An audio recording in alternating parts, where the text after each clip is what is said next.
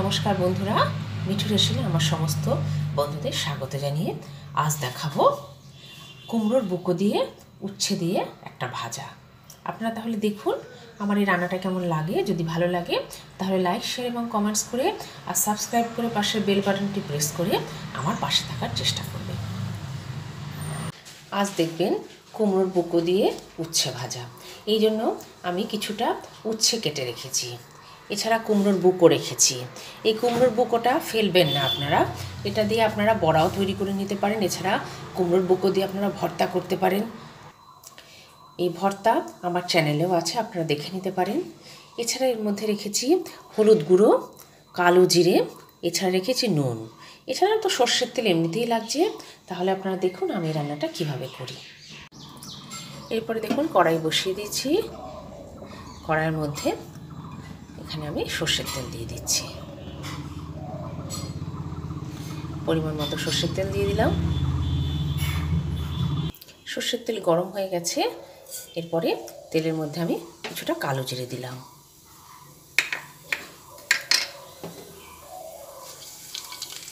কালো জিরে একটু ভেজে নিলাম।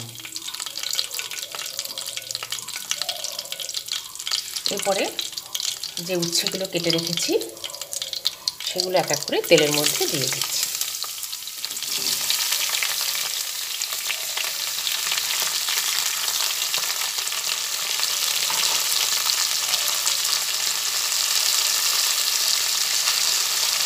এরপরে এর মধ্যে অল্প পরিমাণে হলুদ দিলাম।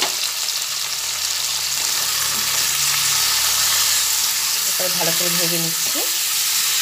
কিছুটা ভাজা হয়ে যাবে, তারপরে এর মধ্যে কুমড়োর বুকোটা দেব।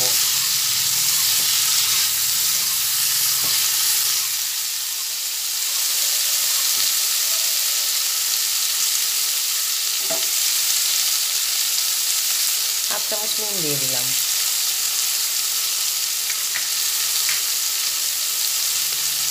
আবার একটু ভালোভাবে নাড়াচাড়া করে নিলাম।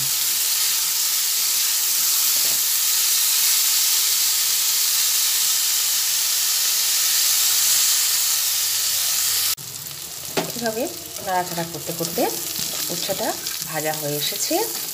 এই সময় এর মধ্যে কুমড়োর বুকোগুলো দিয়ে দেবো। এই যে দানাগুলো সেগুলো আগেই বার করে পরিষ্কার করে নিয়েছি। এখানে একটা দানা আছে দেখছি, তাহলে বাদ বাকি সবই আগে পরিষ্কার করে নিয়েছি। এরপরে এইটা দিয়ে ভালোভাবে একসঙ্গে ভেজে নিচ্ছি।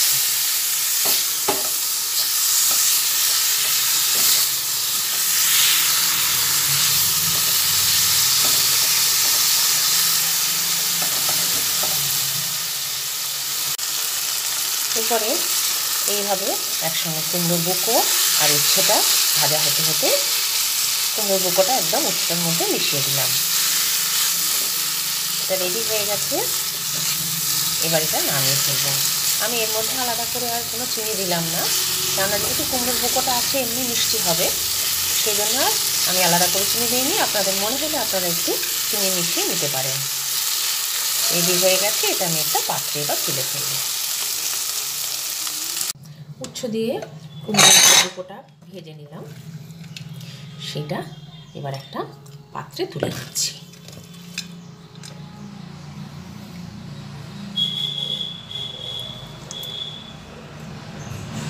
একটা পাত্রে তুলে নিলাম। এইভাবে আপনারা নিরামিষের দিনে এই কুমড়োর বুকো দিয়ে উচ্ছে তৈরি করে নেবেন, দেখবেন খুব ভালো লাগে খেতে, একটা খুব সুন্দর পদ হয়।